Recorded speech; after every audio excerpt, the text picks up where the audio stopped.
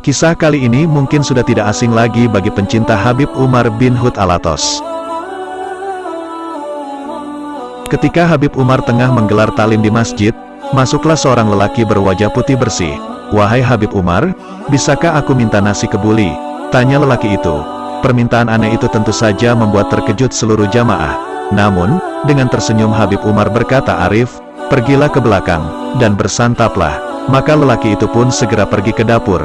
Tak lama kemudian taklim itu pun usai, dan Habib Umar bersama para jemaah menyusul ke dapur. Mereka melihat lelaki itu tengah menyantap nasi kebuli dengan sangat lahap.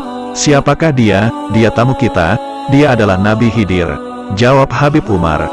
Tidak semua ulama besar mendapat kesempatan dikunjungi Nabi Khidir.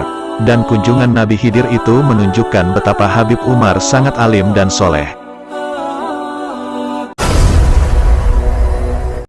Untuk menanggapi yang sebagai penanya dengan saya tentang video ini tak mungkin, manalah mungkin ya Nabi Khidir jadi seorang pengemis meminta nasi kebuli kepada Habib Umar Alatas. Itu tak mungkin ya. Banyak yang bertanya, memang ini suatu perkara yang tidak mungkin, tak masuk di akal ya.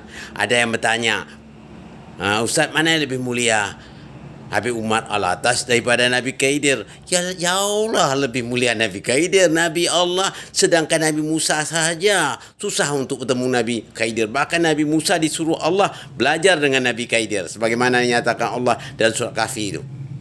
Itu jelas. Ya, jadi kalau masalah cerita ini tak bisa kita masuk akal ya. Cerita yang jauh bertentangan. Masakan seorang Nabi meminta, jadi pengemis minta nasi kebuli kepada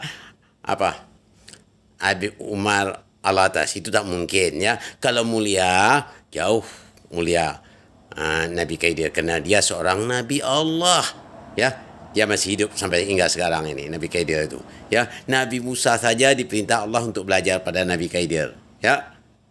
Susah untuk bertemu Nabi Khidir, ini datang pula dia mengemis minta nasi, seolah-olah tidak ada nilai sama sekali Nabi Khidir. Coba kita lihat cerita dalam video itu, seolah-olah Nabi Khidir itu tidak ada nilai sama sekali, hanya mengemis minta nasi kebuli ya. Ini cerita yang tidak masuk di akal, tidak boleh kita terima ya.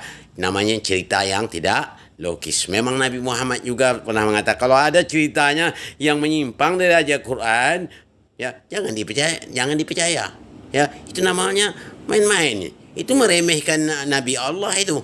Masa Nabi Allah disuruh kata mengemis? Tak pernah seorang Nabi pun mengemis ya. Tidak pernah sama sekali seorang Nabi mengemis. Ini Nabi Khidir kata mengemis minta nasi kebuli. Emangnya dia apa? Dia jadi orang pengemis pula, jadi Nabi jadi seorang pengemis. Yang mengemisnya seorang orang biasa yang diminta ya. Berapa derajat? Jauh tinggi, beribu derajat lebih tinggi Nabi Khidir dari Habib Alatas itu ya. Oleh itu kita harus paham benar. Okey. Assalamualaikum warahmatullahi wabarakatuh.